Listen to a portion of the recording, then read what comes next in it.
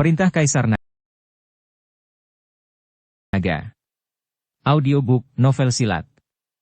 Episode 462. Kedua wanita itu datang dan pergi, tetapi kekuatan Kelly tidak sebagus Vanessa, dan dia dengan cepat jatuh ke posisi yang kurang menguntungkan. Jika bukan karena belas kasihan Vanessa, diperkirakan Kelly sudah lama dikalahkan.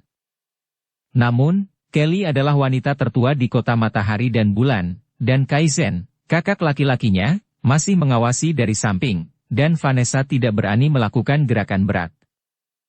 Ledakan. Tepat ketika kedua wanita itu datang dan pergi, tiba-tiba terdengar raungan. Langit menjadi hitam dalam sekejap, dan awan badai petir tebal menutupi seluruh dinasti Xiao. Adegan ini seperti akhir dunia. Tuan Chen akan menerobos. Melihat pemandangan ini, Kaisar Xiao buru-buru berkata. Setelah melihat ini, Vanessa dan Kelly juga buru-buru berhenti dan menatap kosong awan hitam. Mereka tahu bahwa ini adalah waktu Dev yang paling berbahaya, dan mereka tidak boleh membiarkan Dev terganggu. Anda harus tahu bahwa saat melintasi badai petir, itu sangat berbahaya. Bergemuruh. Meledak. Ledakan. Duar. Blaar. Dengan kilat dan guntur, petir dari kesengsaraan guntur menyambar. Saya tidak tahu berapa lama, lalu langit berangsur-angsur cerah, dan awan badai petir juga menghilang. Pintu perlahan terbuka, dan Dev keluar perlahan. Pada saat ini, Dev sudah menjadi biksu tingkat 3 alam Mahayana. Sekarang peningkatan wilayah kecil telah membuat Dev sedikit acuh tak acuh. Dengan badai petir itu, Dev tidak akan dirugikan sama sekali. Ketika saya sedang berlatih, siapa yang berteriak? Tatapan Dev menyapu Kelly dan Vanessa. Menghadapi Dev, Kelly tiba-tiba berubah, dan dia tidak berani berteriak lagi. Tuan Chen, dia ingin bertemu dengan Anda. Saya takut mengganggu latihan Anda, jadi saya menghentikannya. Vanessa berkata. Tidakkah kau tahu bahwa ketika kau berlatih, hal yang paling tabu adalah untuk diganggu? Apakah kamu mencoba membuatku gila dan membunuh suamimu? Dev dengan marah bertanya pada Kelly. Saya tidak.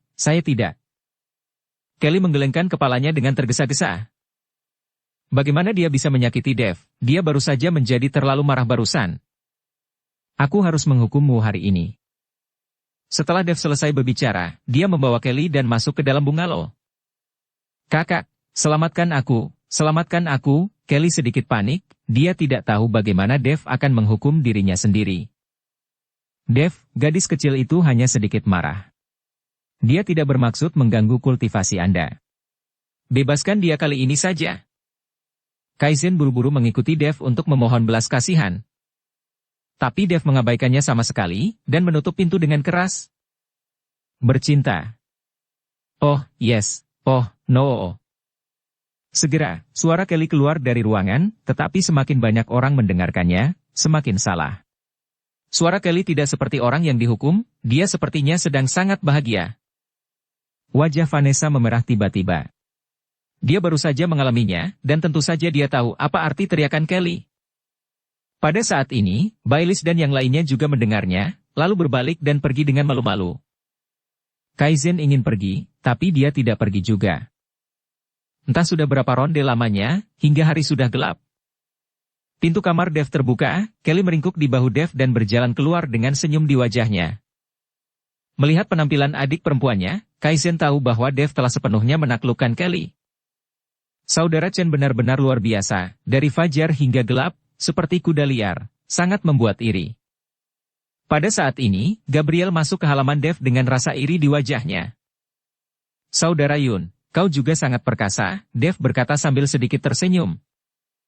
Aku tidak bisa melakukannya, kemampuanmu terlalu jauh dari kemampuanku. Gabriel tersenyum, lalu berkata. Tangga ke langit akan segera muncul di negeri tanpa takdir. Penglihatan telah muncul di negeri tanpa takdir, dan sejumlah besar biksu telah berkumpul di negeri tanpa takdir. Haruskah kita juga pergi ke negeri tanpa takdir terlebih dahulu untuk mengenalnya? Ya, karena kau mengatakannya, aku ingin pergi dan melihatnya juga. Ketika Dev mendengar ini, dia mengangguk setuju. Oke, kita akan pergi besok. Tapi demi keselamatanmu, kita harus pergi secara terpisah. Bagaimanapun, negeri tanpa takdir itu adalah wilayah keluarga Huo. Dengan begitu banyak dari kita bersama, mudah untuk menjadi sasaran satu sama lain.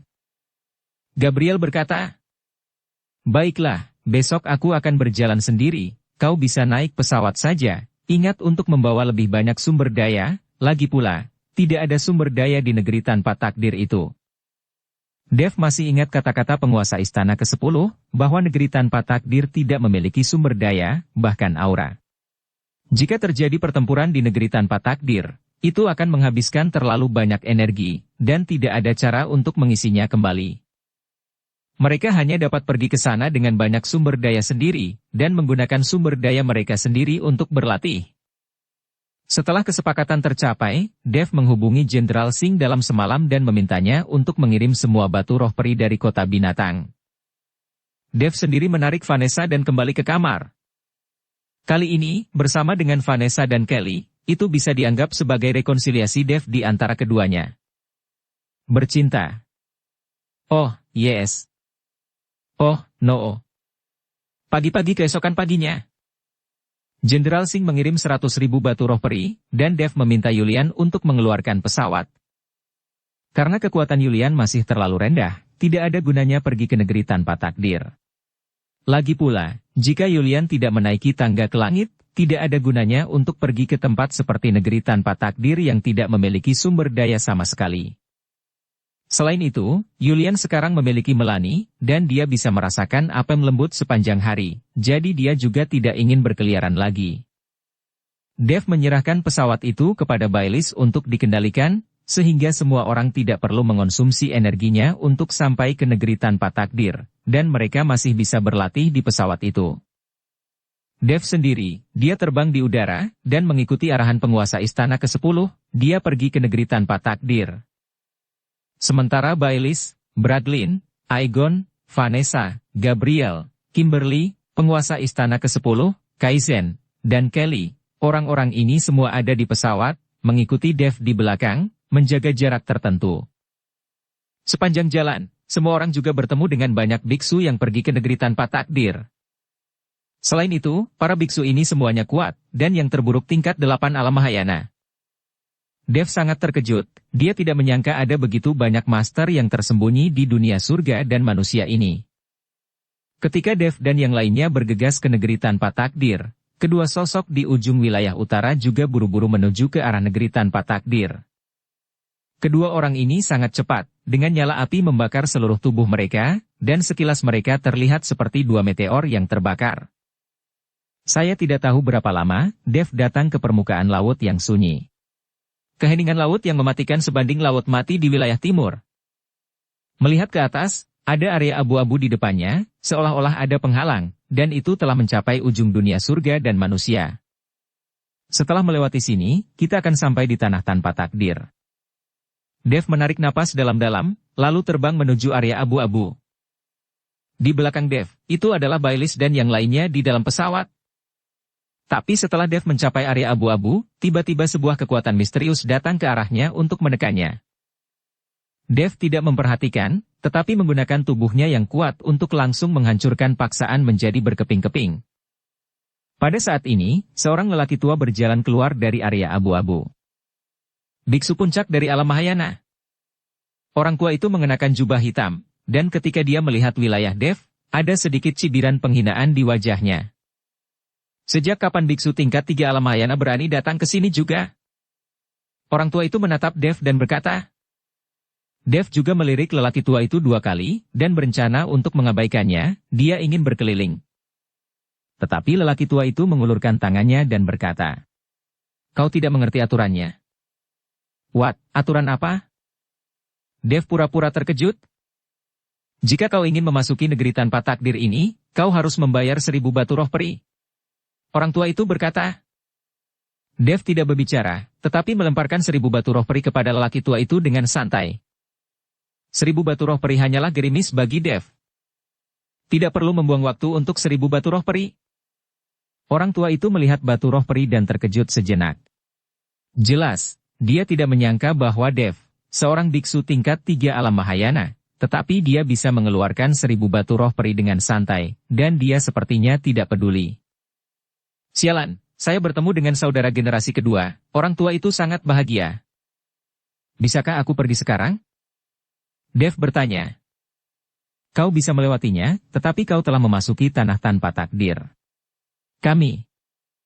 Apalagi yang ingin dikatakan lelaki tua itu, tetapi sebelum lelaki tua itu selesai berbicara, Dev telah melemparkan 1000 batu roh peri lagi ke tangan lelaki tua itu. Penampilan orang kaya baru ini benar-benar membuat lelaki tua itu bingung. Ada lagi? Dev bertanya. Orang tua itu tidak dapat memikirkan alasan apapun untuk sementara waktu, tetapi dia tidak ingin melepaskan dewa kekayaan seperti Dev. Biksu tingkat rendah tapi sangat kaya seperti Dev jarang ditemui. Domba gemuk jenis ini akan disembelih habis-habisan saat ditemui. Lagi pula, banyak orang kaya generasi kedua tingkat rendah akan membawa master bersama mereka saat mereka pergi. Mereka bahkan tidak akan memandang penjaga gerbang seperti orang tua itu. Sekarang Dev sendirian, jadi dia tidak akan membunuhnya saat ini, tapi terus memerasnya.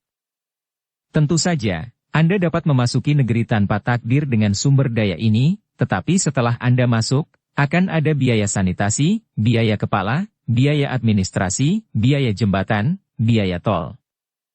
Orang tua itu menunjuk jarinya satu persatu dan berbicara dengan Dev satu persatu. Katakan saja berapa banyak batu peri yang kau butuhkan. Dev tidak repot-repot mendengarkannya.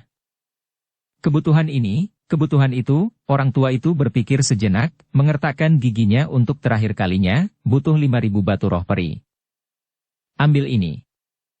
Begitu suara lelaki tua itu selesai, Dev langsung melemparkan 5000 batu roh peri. Orang tua itu tercengang, dan kemudian menampar pipinya sendiri dengan keras, brengsek, sial, itu terlalu mudah. Mengapa dirinya begitu bodoh? Menggertakkan gigi untuk bertanya, kenapa dia hanya berani meminta 5000 batu roh peri? Jika minta lebih banyak, jelas pihak lain juga akan memberikannya. Hei! Jangan sebutkan bahwa lelaki tua itu terlalu menyesalinya. Tunggu sebentar, situasimu agak istimewa, dan kami membutuhkan orang tua kami untuk datang ke sini secara langsung. Orang tua itu menghentikan Dev dan berkata, apakah kau dari keluarga Huo? Dev bertanya. Iya dong. Orang tua itu mengangguk, tapi jangan sebutkan bahwa kau mengenal keluarga Huo kami. Itu tidak berguna. Ini adalah aturan kami. Anda tidak bisa melewati pintu belakang. Jangan khawatir, saya tidak akan menggunakan nama keluarga Huo, tapi saya benar-benar mengenal dua tuan muda Forel Huo dan Edgar Hou dari keluarga Huo Anda. Dev sedikit tersenyum. Oh, tuan muda kami mengenal banyak orang, dan banyak orang yang datang ke sini mengatakan bahwa mereka mengenal mereka berdua.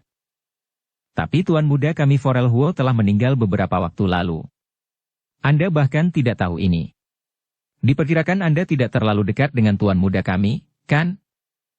Setelah orang tua itu berbicara, dia mengeluarkan slip giok transmisi suara. Dengan kekuatan spiritual lelaki tua itu, dia mengaktifkan slip giok transmisi suara, dan segera terdengar sebuah suara. Ada apa? Di sisi yang berlawanan adalah suara yang sangat tua. Penatua Liu, ada seseorang dengan identitas khusus yang perlu memasuki negeri tanpa takdir. Silakan datang dan periksa sendiri. Orang tua itu buru-buru berbisik dengan suara rendah. Oke, segera Ken. Pihak lain hanya menjawab dengan santai. Sesaat kemudian, aura menakutkan tiba-tiba datang, dan kemudian seorang lelaki tua berjubah muncul. Dengan penampilan lelaki tua itu, kehampaan di sekitarnya terdistorsi. Biksu tingkat kedua transformasi alam abadi negeri peri, baik dari segi kekuatan maupun pakaian, terlihat jelas bahwa lelaki tua berjubah ini memiliki jabatan yang lebih tinggi. Penatua Liu, ini adalah ikan besar.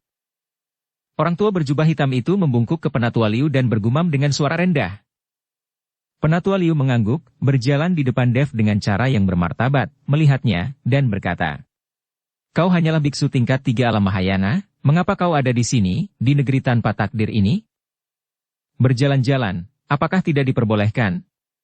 Dev berkata dengan tenang. Izin sudah pasti diperbolehkan, selama Anda membayar biayanya, kami. Saya telah membayar semua biaya. Dev tidak menunggu Penatua Liu selesai berbicara, jadi dia menjawab. Penatua Liu, semua biaya, biaya sanitasi, dan biaya kepala telah dibayarkan, orang tua berjubah hitam itu dengan putus asa mengikuti Penatua Liu dan menatap matanya. Saya tahu Anda telah menyerahkannya, tentu saja Anda juga bisa masuk, tetapi wilayah Anda terlalu rendah, dan Anda juga tahu bahwa tangga menuju langit akan segera terbuka. Kami memiliki banyak master di negeri tanpa takdir ini. Jika Anda berada di negeri ini, jika tidak ada yang melindungi Anda akan terbunuh dalam hitungan menit. Jadi, jika kau ingin memasuki negeri tanpa takdir, kau masih membutuhkan seseorang untuk melindungimu. Seseorang harus bertanggung jawab atas keselamatan Anda, jadi biaya keamanan ini perlu dikenakan. Penatua Liu berkata dengan serius. Kecil, berapa banyak yang kau butuhkan? Dev bertanya. 5.000. Ehem. Orang tua berjubah hitam itu terbatuk-batuk dengan putus asa, lalu menahan Penatua Liu dan menarik Penatua Liu ke samping. Penatua Liu, anak ini ikan besar, jangan memintanya terlalu sedikit. Orang tua berjubah hitam itu berbisik. Saya rasa baik-baik saja dengan 5.000, jangan meminta terlalu banyak, orang-orang akan lari. Penatua Liu berkata. Dia tidak bisa lari, dia bahkan tidak berkedip barusan. Dia sudah memberi saya 7.000 batu roh peri. Orang tua berjubah hitam itu berkata. What? Sangat membingungkan, Penatua Liu terkejut, dan kemudian tertawa gembira. Dev, yang berada di samping, melihat kedua orang yang bergumam itu dan dia juga tersenyum. Dua orang yang belum pernah melihatnya sebelumnya. Saya baru saja membahasnya. Dalam situasi Anda membutuhkan 50.000 batu roh peri. Kau hanya perlu membayar 50.000 batu roh peri, dan kami dapat menjamin bahwa kamu akan baik-baik saja di negeri tanpa ilusi. Ketika tangga ke langit datang, jika kau ingin memasuki tangga ke langit untuk bermain, kami masih bisa membantu. Penatua Liu memberitahu Dev secara rinci, diperkirakan Dev takut pada 50.000 batu roh peri, dan Dev akan melarikan diri. Oh, kecil, cuma 50.000 batu roh peri, tidak banyak. Dev tidak ragu-ragu, dia mengeluarkan tas penyimpanannya dan melemparkannya ke Penatua Liu. Penatua Liu melihat batu roh peri, dan tiba-tiba tersenyum ke seluruh wajahnya, oke, kau bisa masuk, dan aku akan segera mengirim seseorang untuk melindungi keselamatanmu. Jika Anda masih memiliki kebutuhan di negeri tanpa takdir, sebutkan saja kepada saya dan saya dapat memuaskan Anda. Oke, terima kasih. Setelah Dev selesai berbicara, dia masuk tanpa menoleh ke belakang. Saya kaya, saya sangat kaya, saya hanya perlu membayar 1.000 ke atas, dan sisanya milik kita. Pria tua berjubah hitam itu berkata dengan penuh semangat. Bodoh, apa yang membuatmu bersemangat? 50.000 batu roh peri ini adalah milikku. 7.000 batu roh peri yang Anda miliki, berikan yang 1.000 ke atasan, dan simpan sisanya untuk Anda sendiri. Saya akan memperlakukannya seolah-olah saya tidak melihatnya. Penatua Liu memelototi lelaki tua berjubah hitam itu dan berkata. Orang tua berjubah hitam itu terkejut, tapi dia tidak berani membantah, dia hanya bisa menganggukkan kepalanya dengan sedih. Pada saat ini, sebuah pesawat besar datang perlahan, dan Kaizen berdiri di depan pesawat saat ini. Setelah melihat Penatua Liu dan lelaki tua berjubah hitam itu, ekspresi mereka semua menjadi serius. Ketika dia melihat Kaizen di pesawat, Penatua Liu berinisiatif untuk menyambutnya. Bukankah Anda pangeran keempat dari kota matahari dan bulan? Kami benar-benar tidak sopan dan tidak sopan. Penatua Liu tersenyum di seluruh wajahnya. Berapa biaya yang harus saya keluarkan untuk memasuki negeri tanpa takdir? Kaizen bertanya basa-basi. Jika pangeran keempat ingin masuk, tidak ada biayanya, lupakan saja. Anda bisa masuk sesuka hati. Penatua Liu buru-buru berkata. Yakin? Ada beberapa teman saya di pesawat, apakah Anda ingin memeriksanya? Kaizen berkata. Oh, tidak perlu. Penatua Liu melambaikan tangannya lagi dan lagi. Kaizen menghela nafas, dan pesawat perlahan memasuki area abu-abu. Dia sangat keren, pangeran keempat kota matahari dan bulan sangat mengagumkan. Orang tua berjubah hitam itu melihat ke pesawat yang perlahan-lahan masuk, wajahnya penuh rasa iri. Tetap waspada di masa mendatang. Jangan menyinggung orang seperti ini jika kau bisa menghindarinya. Aku telah memintamu untuk menjaga perbatasan, itu pekerjaan yang bagus, tetapi kamu harus memiliki visi. Kata Penatua Liu kepada lelaki tua berjubah hitam. Penatua Liu berkata kepada lelaki tua berjubah hitam itu. Penatua Liu, jangan khawatir, mataku akurat, bukankah kita baru saja membunuh satu domba barusan? Orang tua berjubah hitam itu tersenyum dan berkata. Penatua Liu juga penuh kegembiraan, dan dia mendapat 50.000 batu roh peri dengan mudah. Dia sangat semangat. Kalian berdua sangat bahagia. Pada saat ini sebuah suara datang. Mereka berdua menoleh ke arah suara itu dan langsung tercengang. Penguasa istana ke-10, mengapa Anda ada di sini juga? Penatua Liu dan lelaki tua berjubah hitam itu menyambut mereka semua. Penguasa istana ke-10, yaitu penguasa dari istana ke-10 dari 10 istana, dan tuan muda dari keluarga mereka bekerja di bawahnya. Meskipun keluarga Huo memiliki banyak pejabat tingkat tinggi di istana, bagaimanapun juga mereka adalah keturunan keluarga Huo, dan mereka hanya keturunan keluarga Huo, jadi ketika mereka melihat penguasa istana ke-10, mereka harus memperhatikan. Apakah kalian berdua yang menjaga perbatasan? Penguasa istana ke-10 bertanya. Karena Edgar, penguasa istana ke-10 akrab dengan keluarga Huo. Ya, kami berdua sedang menjaga. Penatua Liu mengangguk lagi dan lagi, lalu berkata. Penguasa istana ke-10 ada di sini. Saya tidak tahu apakah Patriark mengetahuinya. Apakah Anda membutuhkan saya untuk melaporkannya? Tidak, aku hanya datang dan jalan-jalan. Penguasa istana ke-10 melambaikan tangannya dan berkata. Penguasa istana ke-10, silahkan. Mereka berdua menundukkan pinggang dan membuat isyarat undangan. Pada saat ini, jejak keganasan melintas di mata penguasa istana ke-10, dan kemudian kedua telapak tangan keluar. Bum, bum. Setelah dua suara, Penatua Liu dan lelaki tua berjubah hitam itu terbang keluar, dan kemudian meludahkan darah dan wajah mereka terkejut. Penguasa istana ke-10, ini. Bagaimana? Penatua Liu memandang penguasa istana ke-10 dengan tidak percaya. Dia tidak mengerti mengapa penguasa istana ke-10 tiba-tiba melakukan sesuatu pada mereka berdua. Dua tua bangka yang tidak memiliki mata, kalian berani menipu batu roh peri milik Tuan Chen. Kalian mencari kematian. Penguasa istana ke-10 melangkah maju dan mencari semua tas penyimpanan pada mereka berdua, termasuk, tentu saja, yang diberikan Dev kepada mereka. Tuan Chen? Mungkinkah anak itu barusan? Penatua Liu tampak luar biasa. Itu hanya seorang biksu tingkat 3 alam Mahayana, bagaimana mungkin penguasa istana ke-10 memanggilnya Tuan, jadi dia sangat murka kepada mereka. Setelah menyimpan tas penyimpanan, penguasa istana ke-10 melambaikan telapak tangannya. Penatua Liu dan lelaki tua berjubah hitam itu langsung hilang, seolah-olah keduanya belum pernah ada sebelumnya. Penguasa istana ke-10 dengan angkuh memasuki area abu-abu. Dev Kaizen, dan mereka semua, menunggunya di depan. Mendapatkannya kembali? Setelah Dev melihat penguasa istana ke-10, dia bertanya langsung. Mendapatkannya. Penguasa istana ke-10 mengangguk dan menyerahkan semua tas penyimpanan ke Dev. Dev hanya mengambil batu roh peri miliknya, dan yang lainnya dikembalikan kepada penguasa istana ke-10. Alasan mengapa dia begitu bahagia barusan bukan karena kekayaannya, tetapi karena dia tahu bahwa dia bisa mendapatkannya kembali sebanyak yang dia berikan. Oke, kalian semua tetap berjaga-jaga di tanah tanpa takdir. Jika terjadi sesuatu, aku akan memberitahu kalian. Dev menyimpan batu roh peri dan berkata kepada semua orang.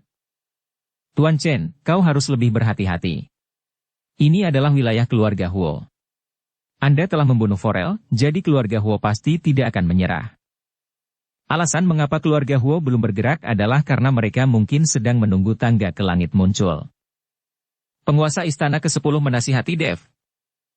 Oke, saya tahu. Dev mengangguk. Saudara Chen, jika kau menghadapi bahaya dan tidak ada jalan keluar, maka carilah cara jalan ke gerbang Dao. Selama Anda memasuki gerbang Dao, bahkan keluarga Huo pun tidak akan berani terlalu lancang. Gabriel melangkah maju dan berkata, What, gerbang Dao? Di mana tempat itu? Aku tidak pernah mendengar kau mengatakannya. Dev bertanya tanpa bisa dijelaskan. Gerbang Dao hanyalah tempat berkumpulnya para biksu. Saat tangga ke langit muncul, semua biksu akan berkumpul di gerbang Dao, jadi periode waktu ini adalah waktu yang paling makmur bagi gerbang Dao. Banyak juga biksu datang ke negeri tanpa takdir, bukan untuk menaiki tangga ke langit, tetapi untuk berbisnis di gerbang Dao. Di lain waktu, gerbang Dao menganggur. Gerbang Dao adalah satu-satunya tempat di negeri tanpa takdir yang tidak dikelola oleh keluarga Huo. Kekuatan utama dianggap sebagai manajemen bersama yang damai di gerbang Dao. Ini juga untuk mencegah keluarga Huo menggunakan kenyamanan geografi untuk menekan orang lain. Gabriel mengikuti Dev untuk menjelaskan tempat gerbang Dao ini. Poin lainnya adalah bahwa di negeri tanpa takdir, Tuan Chen akan lebih baik tidak mempercayai siapapun, terutama identitas Anda saat ini. Saya tidak tahu berapa banyak orang yang mengincar Anda. Bailis juga berbicara. Kakak ipar, kau tidak perlu terlalu gugup. Saat tangga ke langit terbuka, maka kota matahari dan bulan saya juga akan berpartisipasi dalam pengelolaan gerbang Dao. Pada saat itu, ayah saya dan guru Taowalis juga akan datang. Kaizen menepuk pundak Dev agar Dev tidak terlalu gugup. Sebagai organisasi yang kuat di dunia surga dan manusia, kota matahari dan bulan juga mendapat tempat di gerbang Dao ini. Okelah kalau begitu, aku mengerti. Dev tersenyum tipis, dan kemudian sosoknya menghilang. Melewati area abu-abu yang luas, mata Dev tiba-tiba menjadi jernih. Pegunungan yang menjulang tinggi, pepohonan hijau, hamparan padang rumput, dan kawanan sapi dan domba. Melihat pemandangan indah di depannya, Dev tercengang. Apakah ini negeri tanpa takdir? Dev sedikit konyol. Mendengarkan penjelasan penguasa istana ke-10, negeri tanpa takdir ini seharusnya tanah yang tandus. Tidak ada aura, tidak ada sumber daya. Memikirkan hal ini, mata Dev tiba-tiba berbinar, dan dia menepuk dahinya dalam sekejap dan berkata, "Sial, ternyata negeri tanpa takdir itu seperti ini." Dev akhirnya memahami bahwa negeri tanpa takdir ini tidak berarti tandus, tidak ada aura dan tidak ada sumber daya kultivasi di sini. Dan hal ini yang bagi para biksu di dunia surga dan manusia ini adalah tempat yang tidak berharga. Tapi kalau bagi orang biasa, seperti dari dunia sekuler, tempat ini bisa disebut tempat yang indah. Seperti kembali ke kampung halaman. Pegunungan dan perairannya indah, dan ada kawanan hewan di mana-mana. Ini semua adalah hewan biasa, bukan binatang buas, dan tidak mungkin berubah menjadi bentuk manusia. Bagus sekali, akhirnya aku kembali ke perasaan menjadi orang biasa. Dev turun dari udara ke rerumputan, dan langsung mulai berguling-guling dengan penuh semangat. Udara segar, setelah menghirup, tubuh terasa sangat nyaman. Tempat yang begitu indah, di mata orang-orang di dunia surga dan manusia menjadi tempat yang tidak berarti, telah menjadi negeri tanpa takdir. Dev sangat tersentuh. Jika memungkinkan, Dev sangat ingin membawa para wanita di sekitarnya dan menjalani hidup di tempat seperti ini dengan tenang. Tapi Dev tahu bahwa itu semua hanya mimpi yang berlebihan, dan sekarang dia tidak bisa bersantai lagi. Rekan Taois, apakah ini pertama kalinya kau datang ke tempat ini? Pada saat ini, sebuah suara tiba-tiba terdengar dari sisi Dev. Tubuh Dev sedikit bergetar, dan dia berdiri dalam sekejap. Dia begitu santai dan bersemangat sekarang sehingga dia bahkan tidak menyadari bahwa seseorang sedang mendekatinya. Dev bangkit dan melihat dua orang berjalan ke arahnya. Itu adalah dua wanita, semuanya mengenakan rok putih, dan mereka semua terlihat sangat cantik. Yang paling penting adalah keduanya terlihat hampir sama persis, hanya saja pada jepit rambut keduanya bisa dibedakan. Terdapat dua aksesoris kupu-kupu dengan warna berbeda. Satu biru dan satu merah. Wah, kembar. Dev bisa melihat sekilas bahwa ini adalah wanita kembar. Wanita dengan aksesoris biru itu melangkah maju, tersenyum kecil, dan berkata, "Rekan tahu, ini pertama kalinya Anda datang ke negeri tanpa takdir ini, kan?" "Loh, bagaimana kau tahu?" Dev bertanya. "Melihat kegembiraanmu barusan, aku tahu kau ada di sini untuk pertama kalinya. Ketika kami dua saudari perempuan datang untuk pertama kalinya, kami sama seperti Anda.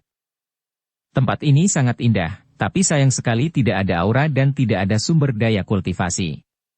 Jika Anda tinggal di sini untuk waktu yang lama, kultivasi Anda akan mandek," kata wanita dengan aksesoris biru itu. "Apa tujuan dari kultivasi? Jika Anda bisa menjalani kehidupan yang tenang di tempat seperti ini dengan wanita yang Anda cintai, itu sebenarnya jauh lebih bagus." Dev berkata dengan emosi. Dukung channel Novel Silat dengan subscribe, follow, like, komen dan share. Tentu saja kultivasi adalah untuk keabadian, wanita dengan aksesoris merah berkata. Terus, setelah menjadi abadi? Dev terus bertanya. Tentu saja, aku akan terus berkultivasi dan menjadi dewi tertinggi, dewi emas, dewa surgawi, dewa abadi atau kaisar abadi. Wanita dengan aksesoris merah berkata dengan kerinduan di matanya. Bahkan jika kamu menjadi dewa, kaisar surga dan bumi, apa yang bisa kamu lakukan? Melihat ribuan bintang setiap hari, hidup sendiri, hidup selama ribuan tahun, ratusan juta tahun, atau bahkan hidup yang kekal? Dev bertanya. Ini, bagaimana? Wanita dengan aksesoris merah itu tercengang. Dia sepertinya tidak pernah mempertimbangkan masalah ini. Dalam imajinasinya, yaitu, dia hanya ingin berkultivasi dan berkultivasi menuju tingkat yang lebih tinggi. Adapun mengapa dia berlatih, dan apa yang terjadi setelah dia berkultivasi menjadi kaisar surga dan bumi, dia tidak pernah mempertimbangkannya. Dev tiba-tiba bertanya hari ini, yang membuat wanita dengan aksesoris merah itu sedikit bingung. Rekan Taois, setiap orang memiliki tujuan yang berbeda, jadi mereka memiliki pemikiran yang berbeda. Mungkin di mata Anda, ada baiknya menghabiskan seumur hidup bersama orang yang Anda cintai. Tetapi beberapa orang berpikir bahwa berlatih untuk hidup yang kekal itu sempurna. Tujuannya berbeda, tetapi tidak ada yang benar atau salah. Mari kita tidak membahas ini lagi.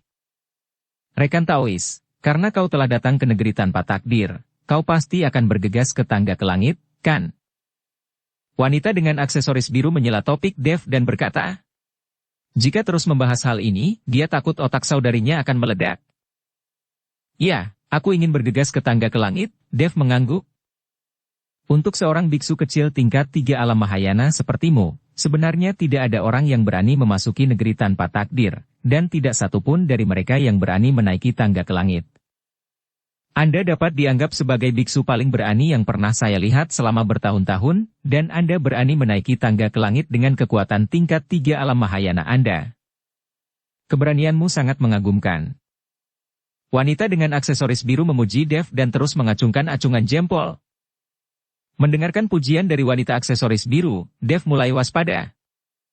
Jika seseorang menunjukkan kebaikan kepada orang lain tanpa alasan apapun, dia bisa dianggap sebagai pengkhianat atau pencuri. Ada yang ingin kau tanyakan padaku? Dev bertanya dengan waspada. Tidak, tidak. Wanita aksesoris biru itu menggelengkan kepalanya, saya hanya mengagumi keberanian rekan Taois, tetapi di negeri tanpa takdir ini, jika Anda ingin menaiki tangga ke langit, Anda tidak bisa hanya mengandalkan keberanian. Yang paling berbahaya di sini bukan untuk menaiki tangga ke langit. Hal yang paling berbahaya adalah para biksu yang memasuki negeri tanpa takdir ini. Ketika mereka melihat wilayah Anda sangat rendah, mereka akan membunuh Anda kapan saja. Kau harus menyembunyikan auramu agar orang lain tidak bisa melihat kekuatanmu yang sebenarnya. Dalam hal ini, orang-orang itu tidak akan berani melakukan sesuatu kepada Anda dengan mudah, dan Anda dapat berjalan dengan bebas di negeri tanpa takdir ini. Sembunyikan aura, ini. Dev baru saja akan bertanya, tetapi wanita dengan aksesori biru menyela Dev dan berkata, aku tahu kau tidak tahu cara menyembunyikan auramu, tetapi itu tidak masalah. Aku punya jimat, rune, penyembunyian di sini. Kau hanya perlu mengenakan jimat ini dan itu akan menyembunyikan auramu, sehingga orang lain tidak akan bisa mendeteksi kekuatanmu. Wanita aksesoris biru itu mengeluarkan sebuah rune dan mengguncangnya ke arah Dev dan berkata. Setelah melihat ini, Dev tiba-tiba tertawa. Dia sekarang mengerti mengapa wanita ini baru saja memuji dirinya. Ternyata dia akan menjual jimat menyembunyikan aura untuk dirinya. Kau memberiku jimat ini tanpa bayaran? Dev bertanya dengan santai. Itu tidak gratis, jimat persembunyian ini digambar oleh Master Jimat Senior, dan saya juga menghabiskan banyak sumber daya untuk mendapatkannya. Tapi jika kau mau, aku bisa memberimu beberapa, tapi aku tidak bisa memberikannya padamu tanpa bayaran. Jika orang lain menginginkannya, saya tidak akan memberikannya meskipun orang itu membayarkan banyak sumber daya. Aku melihat bahwa kau tampan dan menarik, jadi aku memberikan sebagian kepadamu. Kata wanita aksesoris biru. Saudari, kita tidak memiliki banyak rune lagi. Bagaimana Anda bisa memberikannya kepada orang lain? Ini dilukis oleh Master Rune yang kita undang dengan harga mahal. Kau memberikan padanya, apalagi yang bisa kita gunakan? Wanita dengan aksesoris merah buru-buru menghentikannya. Saudari, saya pikir tingkat kekuatan rekan Taois ini terlalu rendah, dan saya tidak tahan dia disakiti, jadi biarkan dia memilikinya. Wanita aksesoris biru berkata, aku tidak bisa membiarkannya. Wanita aksesoris merah itu mencoba yang terbaik untuk menghentikannya. Dev menyaksikan mereka berdua tampil keras dan Dev tertawa tanpa sadar. Bagaimana bisa ada trik penipuan seperti itu di dunia surga dan manusia? Karena hal itu sangat penting bagimu, maka aku tidak menginginkannya. Anda tidak bisa mempermalukan saudara perempuan Anda. Dev memutuskan untuk menggoda saudara kembar itu, dan berbalik dan pergi setelah berbicara. Pada saat ini, saudara kembar tercengang. Awalnya, mereka ingin bersandiwara di depan Dev agar mereka bisa menjual jimat tersembunyi ini dengan harga mahal. Tapi sekarang Dev benar-benar menoleh dan pergi. Hei, wanita aksesoris biru itu menyusul Dev. Rekan Taois, jangan pergi, adikku bodoh. Bagaimana kalau aku memberimu jimat persembunyian ini dengan harga lebih murah? Oke, berapa harganya? Dev bertanya. Bagaimana dengan 10.000 batu roh peri? Wanita biru itu berkata. What, bodoh, 10.000 batu roh peri? Dev terkejut. Hanya jimat yang rusak, apakah itu bernilai 10.000 batu roh peri? Mengapa kau tidak? Rekan Taois, jika menurutmu itu terlalu mahal, kita bisa mendiskusikannya. Wanita aksesoris biru itu tersenyum. Balik dan pergi setelah berbicara. Tidak mau, kata Dev, hendak berbalik dan pergi. Tapi sebelum dia bisa berbalik, wanita merah itu mengarahkan pedangnya langsung ke Dev. Karena kau yang meminta, aku harus melakukannya. Kalau tidak, jangan salahkan aku karena bersikap kasar. Wanita dengan aksesoris merah memancarkan aura alam Mahayana tingkat ke-9. Bodoh, apakah kau memaksaku untuk membeli ini? Kata Dev Chen sambil tersenyum. Ya, kami para saudari bukanlah orang-orang yang tidak masuk akal. Kau gunakan batu abadi itu untuk membeli jimat penyembunyian kami. Ini adalah transaksi. Jika aku bertemu orang lain, aku akan membunuhnya dengan pedang dan mengambil semuanya darinya. Wanita dengan aksesoris biru juga bicara. Brengsek, ini pertama kalinya aku mendengar seseorang berbicara tentang jual beli paksa dengan cara yang begitu luhur dan mulia. Aku punya banyak batu roh peri, tapi aku tidak ingin membeli jimat penyembunyianmu yang rusak tidak berguna itu. Dev tersenyum acuh tak acuh. Bodoh, bocah, apakah kau tidak takut mati? Wanita aksesoris biru itu mengerutkan kening. Aku takut mati, tapi kalian berdua tidak bisa membunuhku. Dev berkata. Cui, kau hanyalah seorang biksu tingkat 3 alam Mahayana, dan kau berani mengatakan hal-hal sebesar itu. Tak perlu dikatakan, tidak perlu kami berdua, aku sendirian bisa mengirimmu ke barat dengan satu pedang. Wanita aksesoris merah itu mendengus dingin. Oh ya, benarkah? Kalau tidak percaya, mengapa kau tidak mencoba? Dev memberi isyarat kepada aksesoris wanita merah itu dengan nada provokatif. Bocah edan, mencari kematian. Setelah wanita aksesoris merah itu selesai berbicara, dia hendak menebas Dev dengan pedang. Berhenti, kalian berdua pergi dari sini, orang ini milikku. Disertai dengan raungan, seorang pemuda yang mengenakan jubah brokat, liontin batu giok yang diikatkan di pinggangnya, dan kipas lipat di tangannya datang. Di belakang pemuda itu, ada dua biksu dengan ekspresi dingin. Ren Litang. Melihat pemuda ini, ekspresi kedua wanita itu sedikit berubah. Cercei, Calcei, apakah kalian berdua buta? Kalian membiarkan hadiah besar dan malah menjual jimat kalian yang rusak. Renli mengguncang kipas lipat dan berkata dengan jijik. Tuan Tang, apa maksudmu? Cercei bertanya. Apakah kau tidak mengenal orang ini? Renli bertanya. Cercei dan Calcei menggelengkan kepala. Mereka tidak saling kenal. Mereka baru saja melihat bahwa Dev dalam alam yang rendah dan memiliki wajah yang tidak dikenal. Itu sebabnya mereka datang untuk menjual jimat tersembunyi. Pantas saja. Renli tersenyum tipis. Orang ini adalah Dev Chen, dan dia adalah orang yang diburu dengan hadiah 200.000 batu roh peri oleh keluarga Huo. What? 200.000 batu roh peri? Kedua saudara perempuan Cercei dan Calcei saling melirik, mata mereka penuh kejutan. Tuan Tang, apakah Anda bercanda?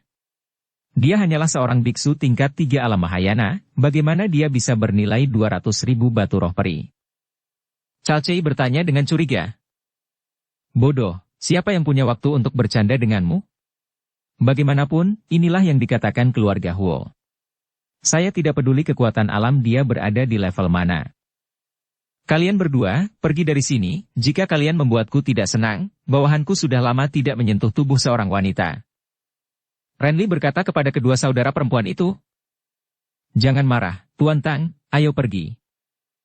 Cercei buru-buru menarik adiknya, wajahnya penuh senyum. Tetapi ketika kedua saudara perempuan itu berbalik untuk pergi, lusinan bola cahaya tiba-tiba terlempar dari tangan mereka. Bola cahaya ini meledak dengan cahaya yang menyilaukan, dan serangkaian ledakan terjadi dalam sekejap. Renly lengah oleh serangan mendadak ini dan dengan cepat mundur. Ayo pergi, apakah kau masih menunggu untuk mati di sini? Cercei menarik Dev dan melarikan diri dengan cepat. Pada saat yang sama, Calcei menaruh jimat persembunyian di tubuh Dev untuk menyembunyikan aura Dev agar tidak ketahuan oleh Renly dan yang lainnya mengikuti aura. Brengsek, sial, kejar mereka. Renly sangat marah, dan dengan cepat mengejarnya dengan orang-orangnya. Cercei dan Calcei berlari dengan Dev selama setengah jam, sampai jimat persembunyian di tubuh mereka kehilangan efeknya, dan kemudian mereka berhenti terengah-engah.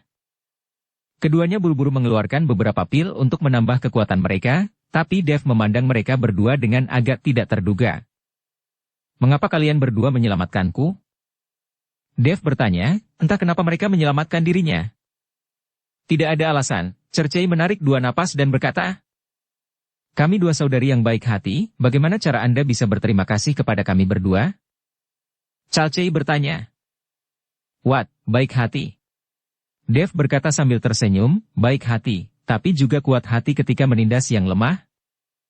Cercei memelototi Dev, sudah cukup baik bahwa ada yang memaksamu untuk membeli dan menjual. Lihat, ada orang yang ingin membunuhmu secara langsung untuk mendapatkan hadiah. Bukankah kalian 2 saudara perempuan menyelamatkanku untuk menerima hadiahnya sendiri? Hehehe. Dev tertawa. Karena kau sudah melihatnya, kami para saudari tidak akan bertele-tele. Aku tidak pernah menyangka bahwa seorang pembudidaya di alam Mahayana tingkat 3 sepertimu bisa bernilai 200.000 batu roh peri. Aku tidak tahu apakah otak keluarga Huo berkarat, atau apakah mereka memiliki terlalu banyak batu roh peri dan itu tidak berguna. Tapi jangan khawatir, aku akan melakukannya dengan cepat sebentar lagi, dan itu tidak akan membuatmu sakit. Cercei memandang Dev dan menghiburnya dengan lantang. Hahaha, kembar edan. Dev melihat 2 saudara kembar di depannya, dia tidak bisa menahan tawa. Bersambung ke episode 463. Dukung kami dengan subscribe, follow, like, komen dan share. Terima kasih.